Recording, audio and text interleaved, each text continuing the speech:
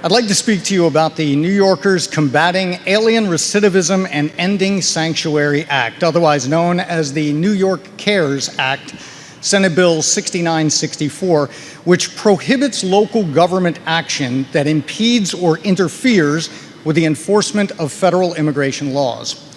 When a location is deemed to be a sanctuary location, that designation prohibits law enforcement from cooperating or working with federal law enforcement officials to enforce federal immigration laws. Now, supporters of sanctuary locations say we shouldn't be turning local law enforcement into federal agents.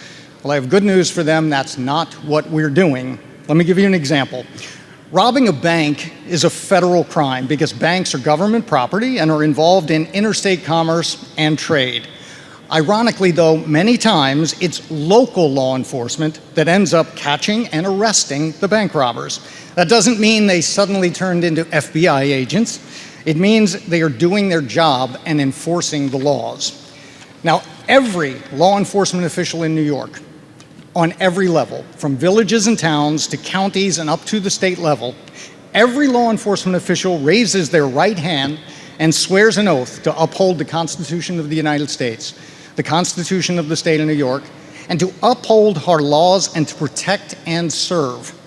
What they don't do while taking that oath is pick and choose which laws they will or won't uphold and enforce. And that's because we pass laws for a reason, and that reason is to keep our citizens and our communities safe. Prohibiting local law enforcement from enforcing laws and working with their federal partners does just the opposite. Not only is it sending a terrible message that laws won't be enforced, but it also makes our citizens and our communities less safe. That's why we need to pass the New York CARES Act to let law enforcement do their jobs, to let them protect and serve.